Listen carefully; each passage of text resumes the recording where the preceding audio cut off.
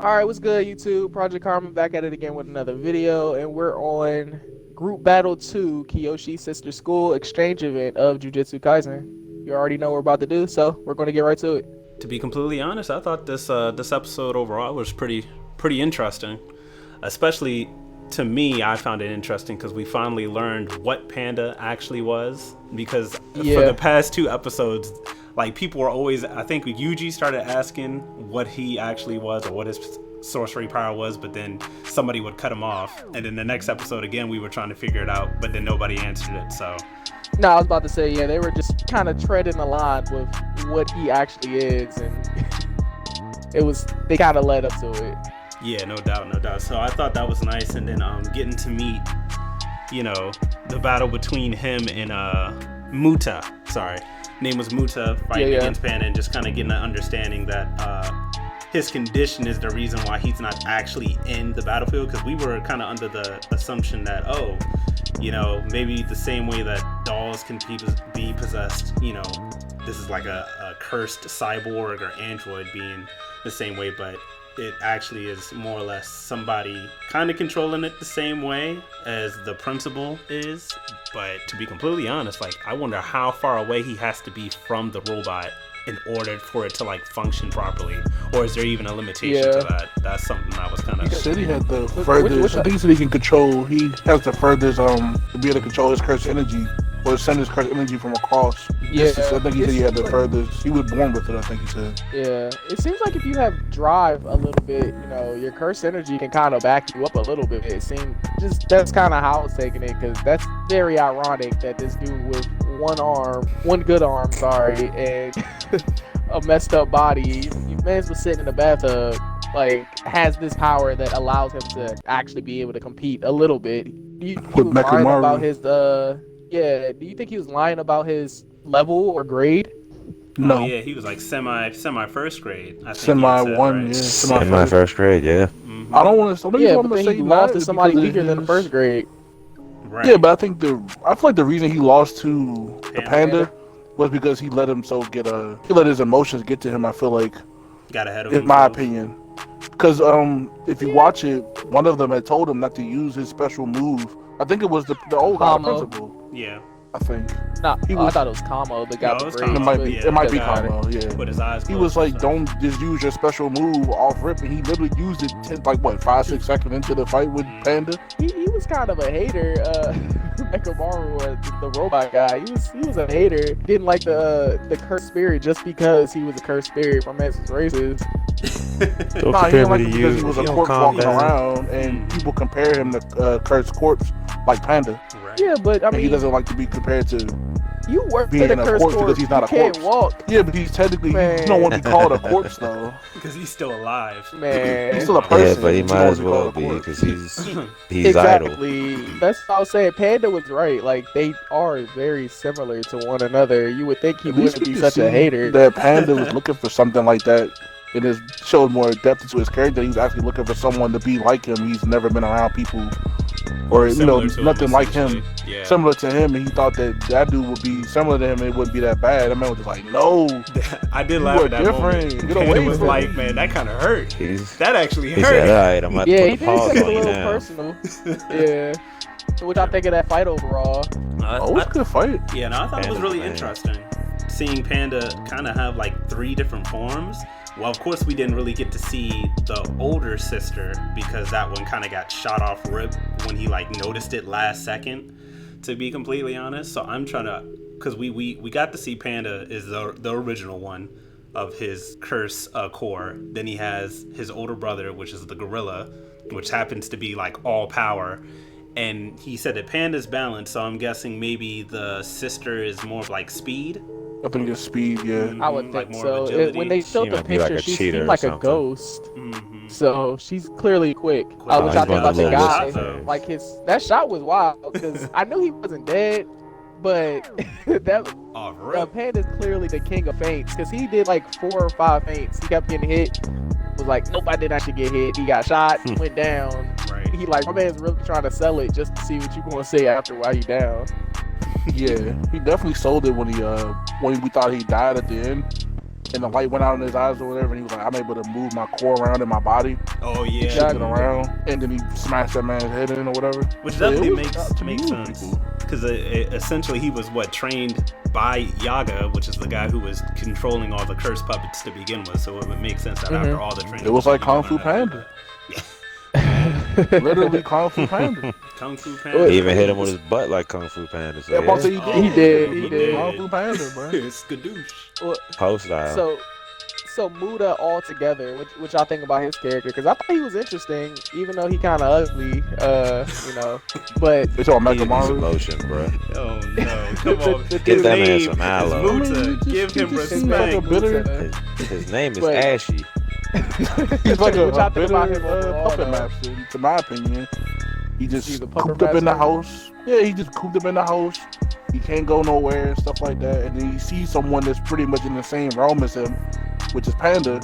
And he's like, this Panda gets to walk around and, live life outside as like he could. And I can't even go outside because the moonlight burns my skin. So I want this man dead. So it makes sense why he's like that. I respect the character. I think that's pretty cool writing. I think he reminds me of Brashugun from Teen Titans. I don't know if you remember the Teen Titans movie, but Brashugun was like he was like the guy.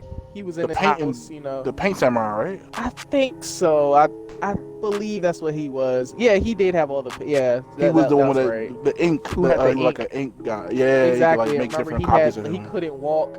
They were just using his power for what they wanted to use. That's who he reminded me of. Using his ink for.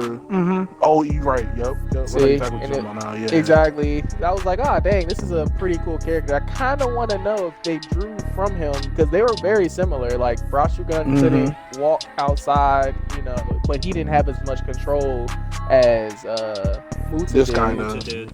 But yeah, Muta's character is written very well. He's not just some average guy. Like it's like me with the job. Sure. Overall, the episode was pretty good. I guess we can give our ratings. It was just mostly fight scenes and Todo versus reason right past Yuji it. Todo and Yuji. Yeah, definitely can. What y'all think of that?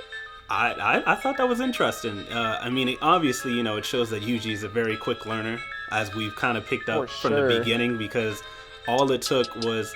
And Todo, I believe, is actually a good instructor, kind of to help him get along the right path of using his cursed energy to fight fist to fist.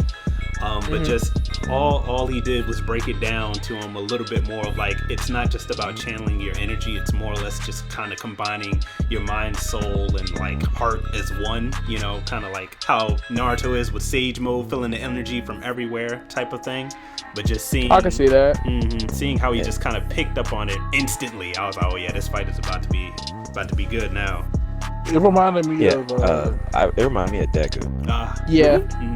I can see. Yeah. I thought more of Kenjiro to me when he was teaching him how to do the constant breathing, even in the sleep. Well, yeah, that too. But it more so reminded me of Deku because he was channeling it into his fist instead of just having it go through the whole body instead. Radiate. Exactly. I can see that. Yep. That's I see exactly what you're saying now. That's a pretty good comparison. Yeah. Yeah. Hey. That's why he was breaking his hands and stuff. Okay, I see what you're saying. That's why. Okay. Which is the same why he has like a lag in his cursed energy because he's just focusing on one and not his whole body. I do hope Yuji keeps that, though. I don't want him to just get rid of the laggy punch because clearly it is effective. He was kind of wrong because it was effective against what's the weird guy?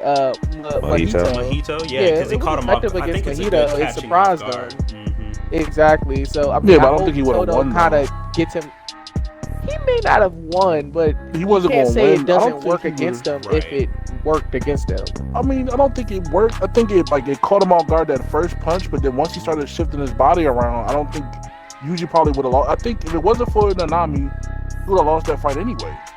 I mean, for sure. Maybe the laggy, it worked for the beginning, but the laggy punch still helped though, because remember, it helped him what's his name was fighting him first, and then when Yuji came out of nowhere and hit him a couple of times, the laggy punch was enhancing the damage being done to him, which pushed him to use his other move. It made him use it, and then without it, remember that laggy punch was what was supposed to finish Mahito. Mahito didn't just get out of there unscathed, like.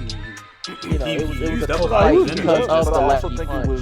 both of them though. Like I said, I think it was more so. It was a tag team. It was a tag team. I definitely. But I agree with it you, worked though, against a special grade. Is all I'm saying. I'm not taking away. Toto is a great teacher, but Gojo telling him that this is a unique thing and to keep it, I think is important. Toto is kind of enhancing it. Like maybe you should learn how to put all your basically weight in a punch, which is smart.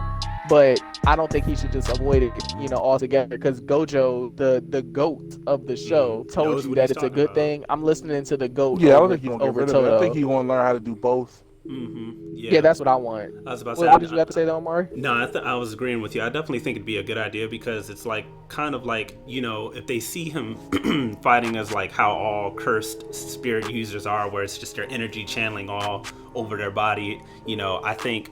Also in the sense of what Khalil was saying about Deku, how even though he knows how to do the full calling, the full calling where it goes all over his body, he can still do like 100% in one punch where it can completely catch somebody off guard. So I think Yuji being able to learn how to use his energy all over his body could still catch somebody off guard where, okay, now that he's trying to finish the fight, he could channel it like 100% all the cursed energy going into one punch and like blowing somebody up or something like that. Yeah. I guess now we can give our reviews on the show and what we expect in the next episode because it's heating up finally. So, Khalil, you can start it out. Yeah, I'm first.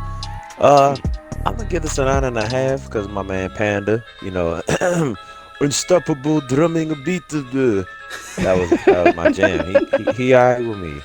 He's like. Not too much to really talk about in the episode. It was just, cool fight scenes. You got a little bit of Yuji and Toto action, and other than that, yeah. But Maki got next, so we'll see what happens. For sure. Amari? I agree with you, Khalil. I think the episode overall was pretty interesting. Like I said, the fight scenes were pretty good, especially between Yuji and Toto and Muta and Panda. Finally learning what Panda actually is. And getting a little bit more backstory on Muta, finding out that the team member wasn't just some mechanized robot; it was actually being controlled by a person. And hopefully, the next episode we'll get to see Nobara shine. That way, Cleo don't give no more slander to her. She's already on my list. But I'll give it a 9. Okay, 2 9s, 9.5, and a 9. Yeah, I feel like we're all in the same ballpark with the same thing. It was pretty much a really good fight scene, a lot of emphasis on backstory and what Panda is, and Mechamaru not just being a robot like we thought he was. So it was solid. We'll give it a 9. Yeah, I'm gonna follow the trend. It's definitely a 9 for me too. We got knowledge, good fights, and hit all the marks for me. But this has been our review of Jujutsu Kaisen episode 16, and we'll see you guys on the next episode of Promised Neverland. Peace. Peace.